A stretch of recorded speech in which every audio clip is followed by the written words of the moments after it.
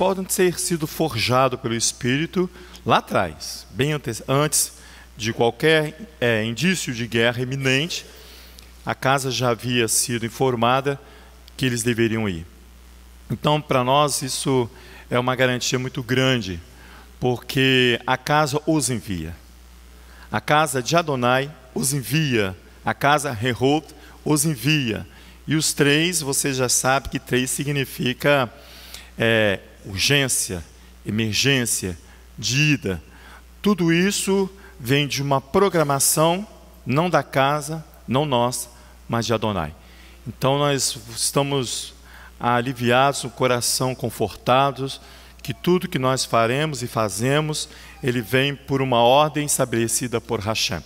Que o Eterno possa os abençoar e conduzi-los. Façamos as nossas orações a mesma da Ulisses, concordamos com ele plenamente e estaremos aqui em unidade com eles, porque eles vão, é a casa que foi, é a casa que está indo. Então nós temos uma grande representatividade fora da casa. É interessante que nessa manhã não estava nos meus planos, né, de observar esse detalhe, porque quando essa porção trata ali de uma guerra contra 5 reis contra 4, sua Bíblia deve falar sobre isso aí, reis 5 contra 4, não é isso? Que é a versão nossa e a versão comum trata. Interessante que essa guerra, ela é uma guerra não autorizada. Ali é uma guerra fora dos padrões de Adonai. Então, Abraão penetra a essa guerra. Quando Abraão penetra na guerra, ele é o representante do Eterno nessa guerra. A guerra se torna estabelecida, ela se torna verídica, real.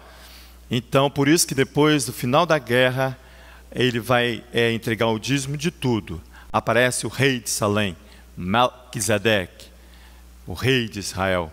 Ele aparece para receber das mãos de Abrão, desculpa, porque o início é Abrão e não Abraão.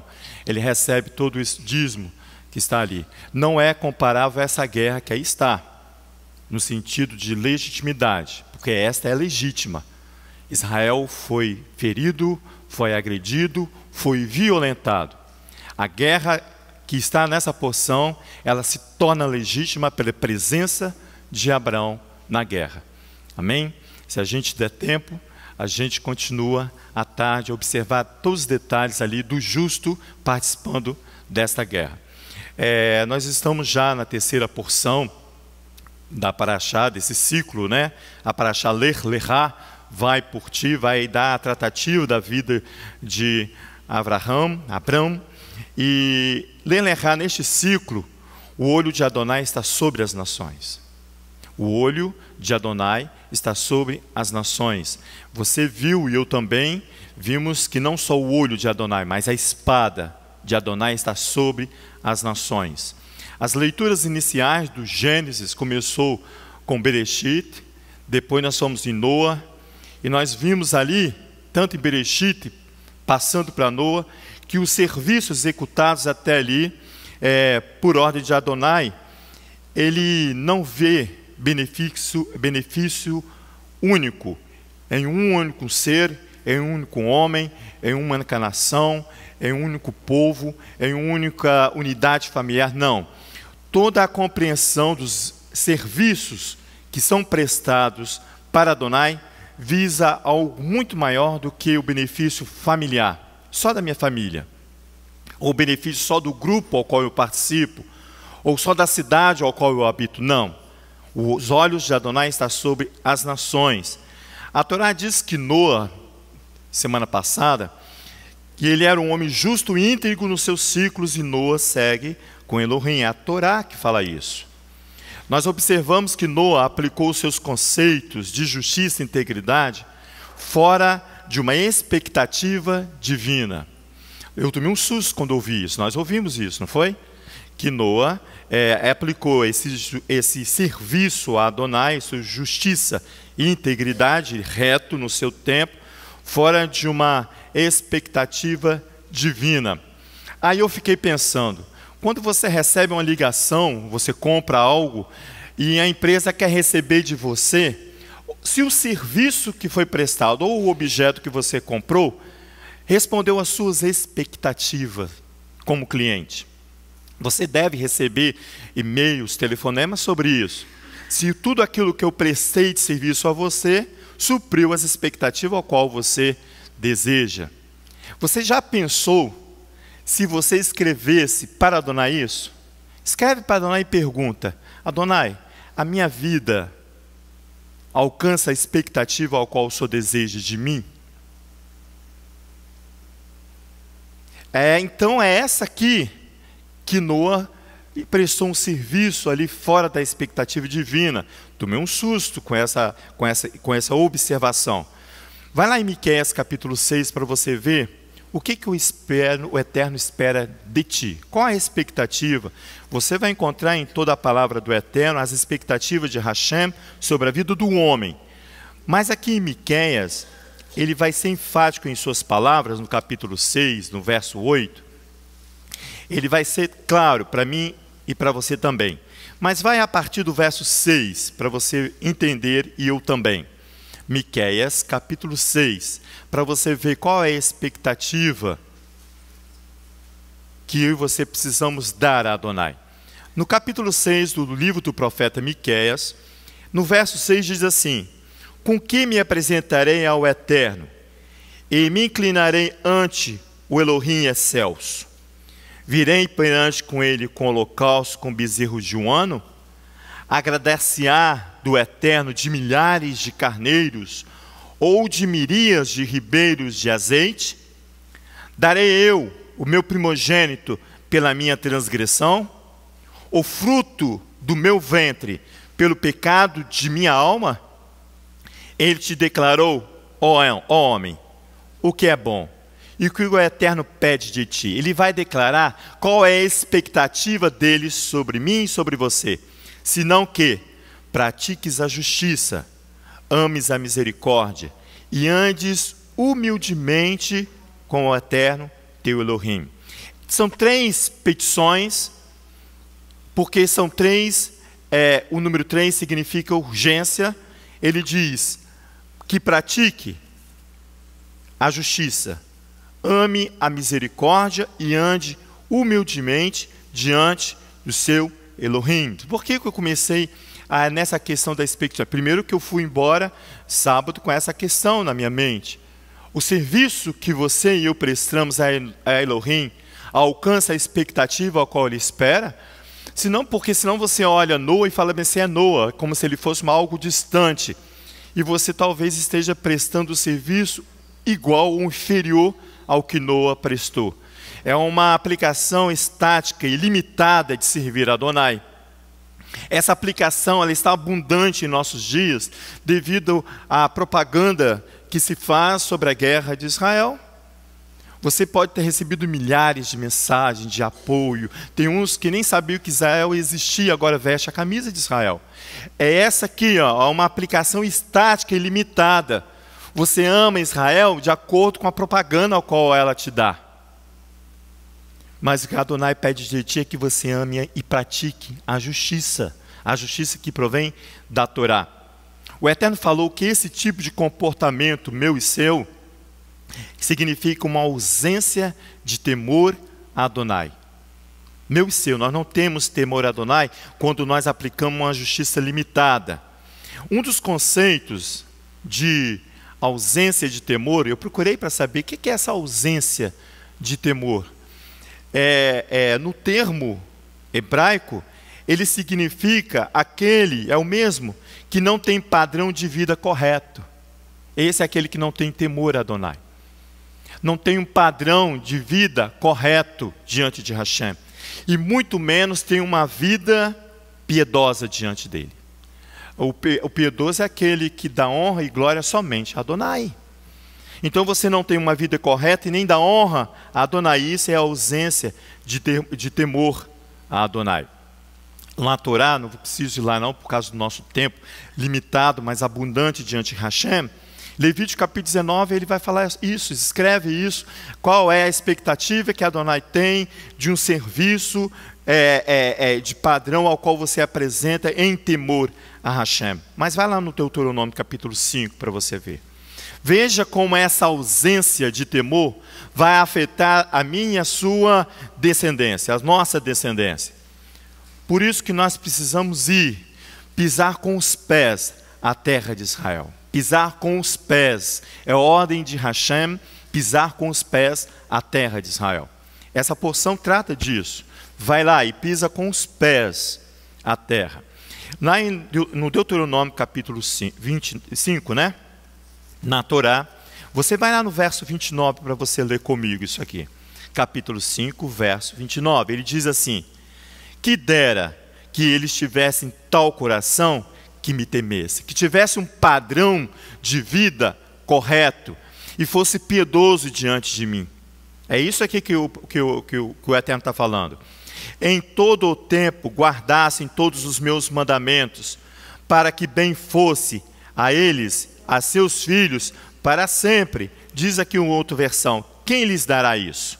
O coração deles deve estremecer diante de mim, para guardar todas as minhas ordens, todos os dias, a fim de que eles e seus filhos fiquem bem, que tov, em perenidade.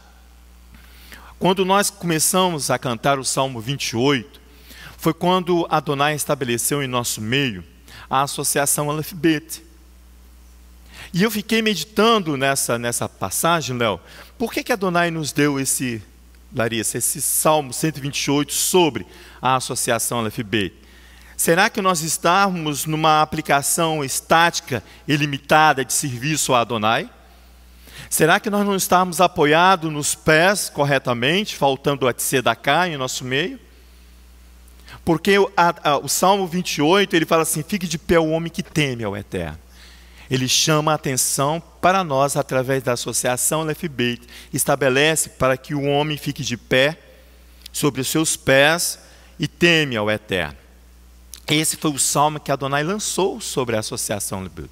Nós temos até a música, né? Fique de pé o homem que teme ao Eterno e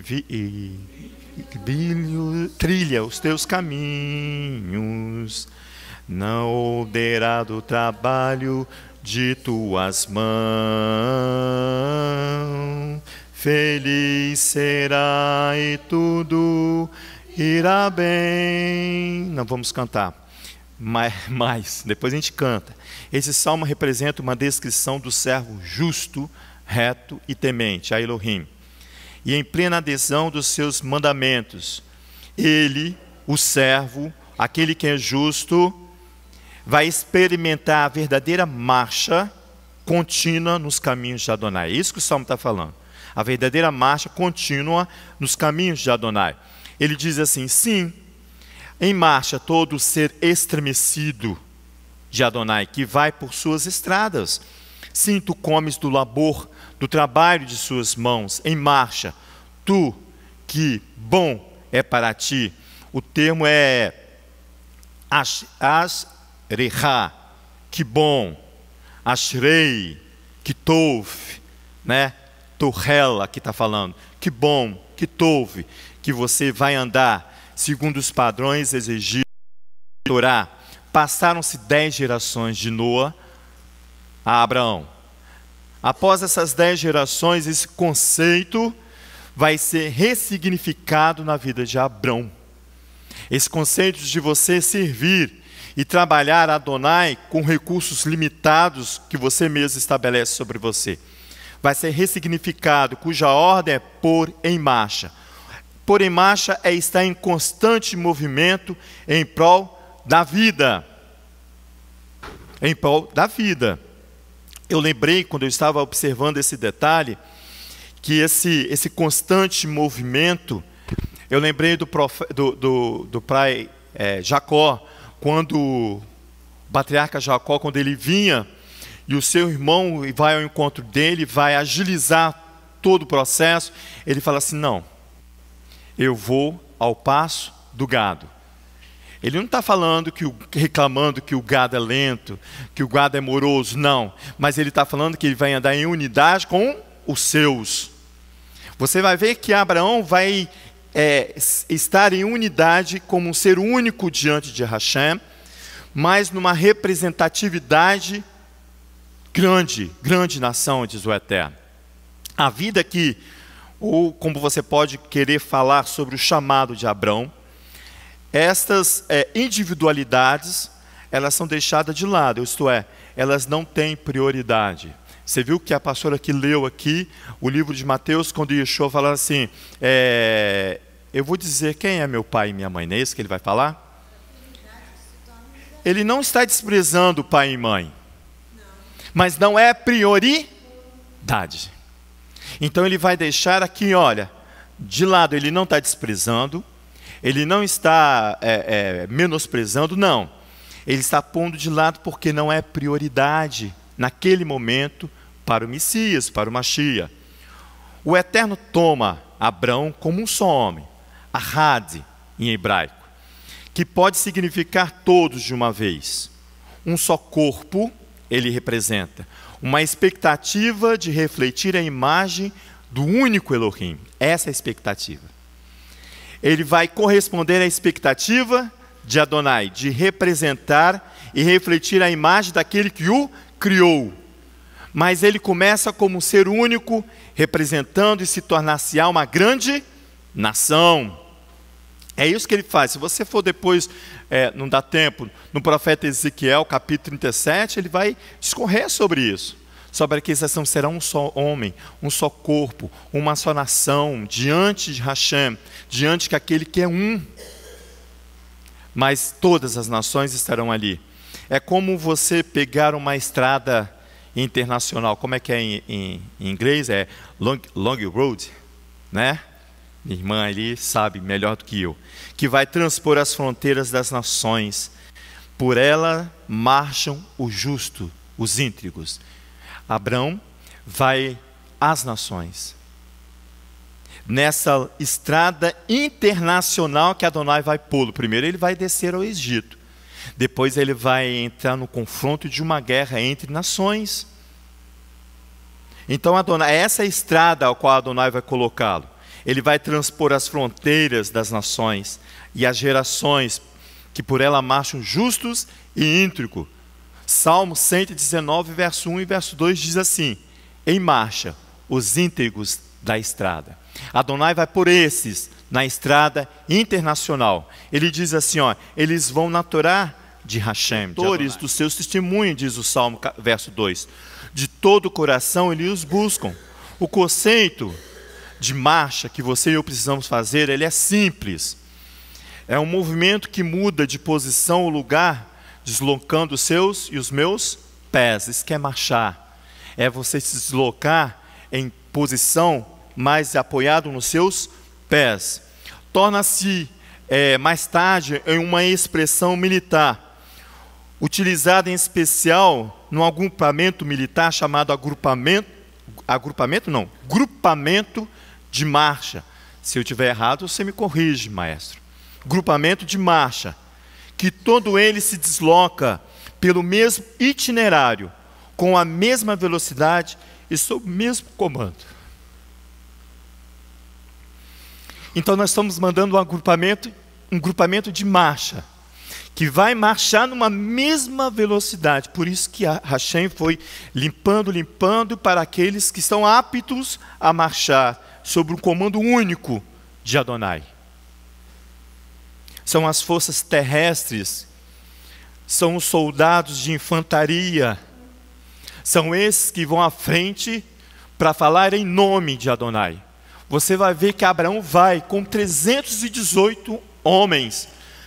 Os 318 homens foram criados na casa de Abraão. Eles não foram treinados pelo exército de Israel ainda, né? Mas eles não foram treinados pelo exército americano, do exército chinês, o polonês, sei lá, um exército aí qualquer. Não foram. Eles foram criados na casa de Abraão.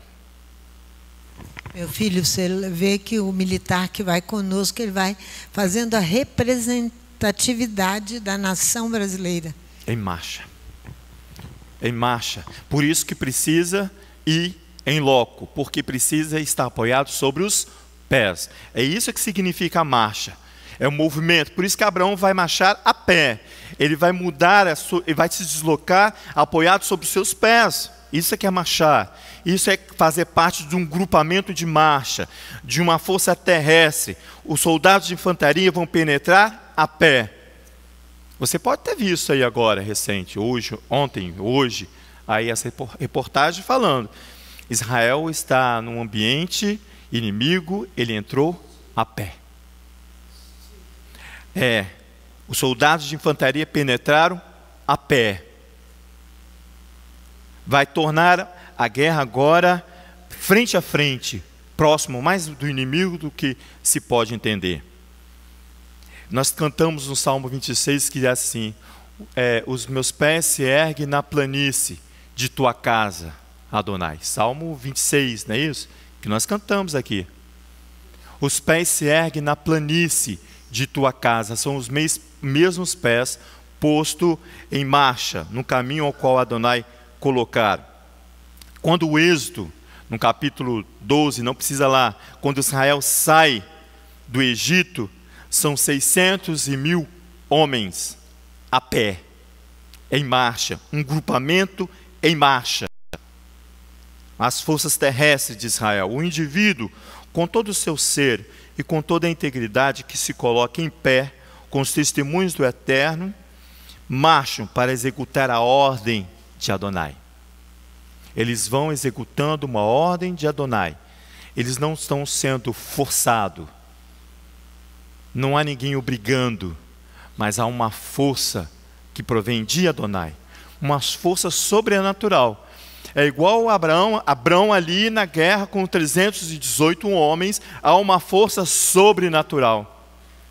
Melquisedeque só aparece quando cessa a guerra, porque até então ela era ilegítima. Abraão torna legítima. Vai lá no Deuteronômio capítulo 11, por favor. Não, meu filho, fala ali no microfone. Não, tem o Êxodo capítulo 12, 41. Êxodo. Você está ensinando sobre a constituição do que é um exército. Amém. Então tá. Vamos lá, Léo, que a gente volta lá no Êxodo 12. 41. Baruch Hashem. Êxodo 12. 41. Passados 430 anos, nesse mesmo dia, todos os exércitos do Eterno saíram da terra do Egito. É isso aí, Léo, Baruch Hashem. Esse é o grupamento que Adonai estabelece em marcha. Um grupamento militar, uma força, todos os exércitos. Ali tinha todos, os idosos, as crianças, as mulheres, todos. É um grupamento mesmo, 22 em diante. Até o verso 25. Diz assim, olha, 11, 22. Se diligentemente guardares todos este mandamento, esse texto aqui é depois de você proclamar o Shema Israel. Olha aqui, ó. Se diligentemente. Por que eu estou focando no si? Porque esse texto aqui, ele é proclamado no meio cristão, mas só o benefício próprio. Olha só o que você vê.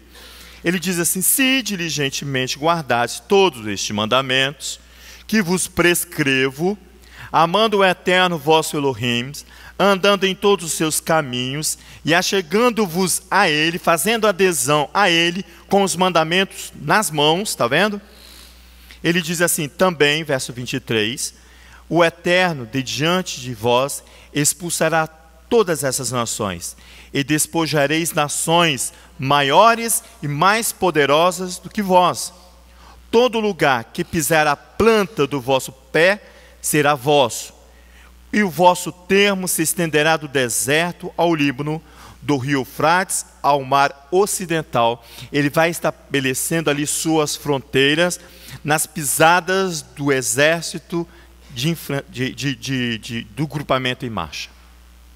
Ele vai focando. Por que eu tive o cuidado de falar que se Porque aqui no capítulo 24, os homens gostam muito de usar esse termo aqui. Onde a planta do meu pé é meu, eu possuo.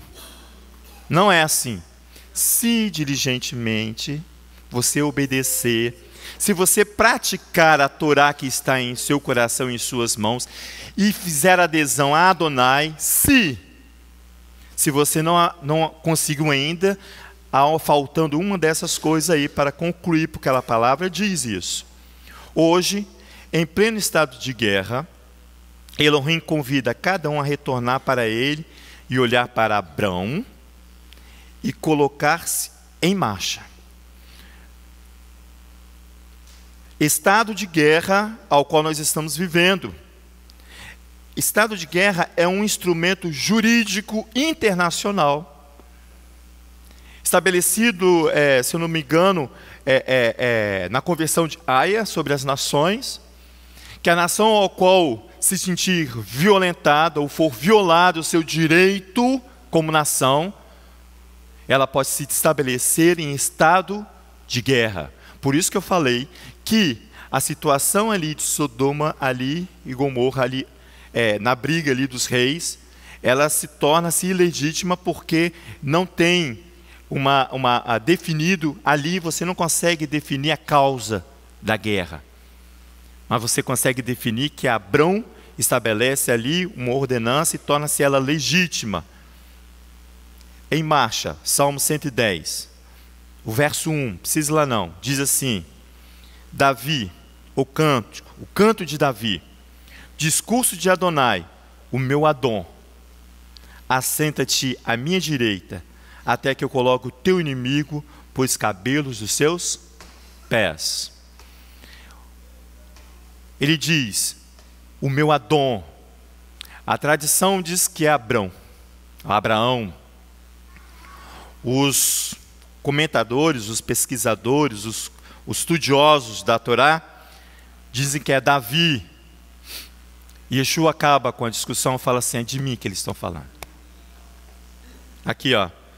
O meu Adão, assenta-te à minha direita, até que eu coloque os teus inimigos com os cabelos dos teus pés.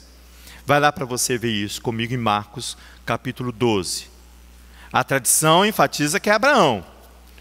Os estudiosos falam, não, é Davi. E Yeshua acaba com a discussão. Vamos em Marcos, capítulo 12, para você ver isso. Porque ele é o tzadik, ele é o justo. Ele é o Melquisedeque, que nós vamos estudar à tarde. Aquele que vai tomar posição junto com Abrão. Baruch Hashem, bendito seja o nome de Adonai. Vou concluir com essa leitura, Marcos, capítulo 12. Espera aí que eu não cheguei lá. Marcos, capítulo 12, diz assim, lá no verso 36. Olha o verso 35. Diz assim, enquanto ensinava no templo, Yeshua perguntou, provavelmente em dia de Shabat, como dizem os escribas que o Mashiach é filho de Davi? O próprio Davi, falando pelo Espírito do Santo, declarou. Então quem escreveu o Salmo foi Davi. Então Davi não estava falando dele mesmo. Então aí ele vai descredenciar os estudiosos. Mas ele fala bem assim no verso 36. O próprio Davi, falando pelo Espírito do Santo, declarou, disse o Eterno ao meu Adon, assenta-te à minha direita, até que eu ponha os teus inimigos por debaixo dos teus pés. O próprio Davi chama-lhe Adon. Como, pois, pode ser filho? A grande multidão o ouvia com prazer. Ao ensinar, Yeshua dizia, guardai-vos dos escribas, que gostam de andar com vestidos compridos, das saudações nas praças, das primeiras cadeiras nas sinagogas, dos primeiros assentos dos banquetes, devoram as casas das viúvas e, para justificar, fazem longas orações. Esses receberão o juízo muito mais severo. E senta-te o meu Adon até que ele possa pôr e subjugar os seus inimigos debaixo dos seus pés. Josué pratica isso, nós não vamos entrar numa questão. Quando ele coloca os reis ali, pisa no pescoço dos reis, para mostrar que eles estão subjugados a Adonai. Que o Eterno possa nos sustentar, que o Eterno vá conosco nessa empreitada, nessa marcha, nesse agrupamento de marcha, ao qual representa toda esta casa.